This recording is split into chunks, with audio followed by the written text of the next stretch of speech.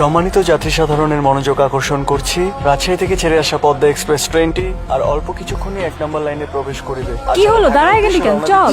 তারা সকলেই অবস্থান নেবেন। আপনাদের যাত্রা শুভ হোক। ধন্যবাদ। আচ্ছা শুনছেন, জি বলুন। এই যে অ্যানাউন্সমেন্টটা হচ্ছে, এটা কার ভয়েস? ওনার নাম হাসান। হাসান সাহেবের সাথে একটু দেখা করা যাবে? উনি এই সামনে অ্যানাউন্সমেন্ট রুমে বসেন। আপনি হাসান সাহেব? না তো, হাসান সাহেব কোথায়? তো লাঞ্চে কোয়ার্টারে গেছে, সামনে স্টাফ কোয়ার্টার। আপনি একটা উপকার করতে পারবেন? রূপা, পড়াশোনা বাদ দিয়ে কি করস? আমা, লাবণীর সাথে কথা বলতেছি। হ্যালো। হ্যালো, জি বলুন। আমি রূপা।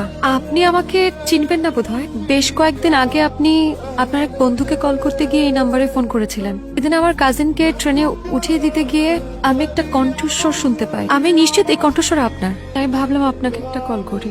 অদ্ভুত, আপনি আমার বাসার নাম্বার কোত্থেকে পেলেন? এটা তো পাওয়ার কথা না। শুনেছি মন থেকে চাইলে বিধাতাকেও পাওয়া যায়, সেখানে আপনার বাসার নাম্বার তো খুব সহজ বিষয়। এখন বলুন কি চান? যদি বলি আপনার কণ্ঠস্বর শুনে আপনাকে দেখার খুব ইচ্ছে হচ্ছে, তাহলে কি খুব অন্যায় হবে? মানুষ দূর থেকে সুন্দর, কাছে টেনে কেন সুন্দর বানাতে চাচ্ছেন? রাত অনেক হয়েছে, ভালো থাকুন। এই নে তোর জন্য গরম গরম ভাপা পিঠা আর চা। একটা পুরুষের কণ্ঠ এত সুন্দর হয় কিভাবে? প্রেমে পড়লে একটু বেহায়াপনা করতেই হয়। কে বললো প্রেমে পড়েছে? রং নাম্বার একটা ফোন আসলো আর প্রেম হয়ে গেল? প্রেম কখনো ব্যাকরণ মেনে আসে না, জাস্ট হয়ে যায়। তুই তো একদম দার্শনিকদের মতো ভারী ভারী কথা বলছিস। চিরন্তন কথা সবসময় ভারীই হয়। মা বানিয়েছে? হ্যাঁ, হ্যালো, কে বলছেন? হাসান সাহেব, আপনি আবার কল করেছেন?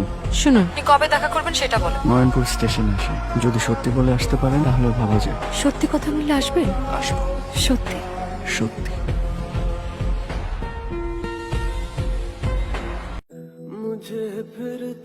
আপনি কি হাসান? জি, হাসান। আমি রূপা। কেমন আছেন? সত্যি বলবো, সত্যি শুনতে সুন্দর লাগে। আপনি আমার প্রেমে পড়েছেন। আর আপনি? চা খাবেন? খাওয়া যায়, কিন্তু ফুটপাতে। চলেন। আপনার কণ্ঠে কি আছে বলেন তো? আমাকে বেহায়া বানিয়েছে। আপনি আমার মায়া ফেসেছেন। আর আপনি? রূপে। রূপ তো ক্ষণিকের, রূপ চলে গেলে ভুলে যাবেন। সে পথ বন্ধ। কেন? আমি তোমার প্রেমে অন্ধ। হাসান সাহেব, আপনাকে খুঁজছিলাম। এই আপনাকে একটু জরুরি প্রয়োজনে সৈয়দপুর যেতে হবে। হ্যাঁ হ্যাঁ, সৈয়দপুর। এই যে শুনছেন? জি বলুন। হাসান সাহেবকে দেখছি না, উনি কোথায়? উনি তো 3 দিনের জন্য ট্রেনিং এ গেছেন। আমাকে না বলে চলে গেল। আপনি যে কদিন ছিলেন না, আমার দম বন্ধ হয়ে আসতেছিল। মানুষ তো কোথাও যাওয়ার আগে একটা ফোন করে যায়। আমি তো আপনাকে কল করছি, আপনি হয়তো ছিলেন না। টেলি যোগাযোগটা বিচ্ছিন্ন থাকলেও আমাদের মনের যোগাযোগটা কিন্তু বিচ্ছিন্ন হয়নি। কি করে বুঝবো? কি করে বুঝবা? শুনতে পাও, কান পেতে শোনো।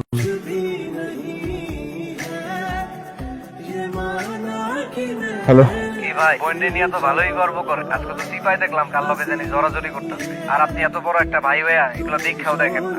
আপনার বোনের যন্ত্রণায় তো কদিন পরে এলাকাতেই থাকা যায় মনে হয়। ছেলেটা কে? হাসান কি করে? রেলওয়েতে অ্যানাউন্সার। থাকে কোথায়? বটতলার ওখানে। কতদিনের পরিচয়? 2 মাস। ছেলেটাকে কাল আসতে বল।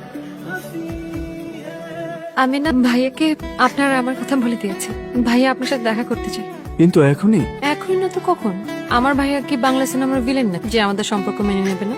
আরো কয়েকটা দিন যাক। আর কয়েকটা দিন কেন যাবে? এখন কি সমস্যা? তাহলে কালকে আপনি আসবেন আর আমি অপেক্ষা করব।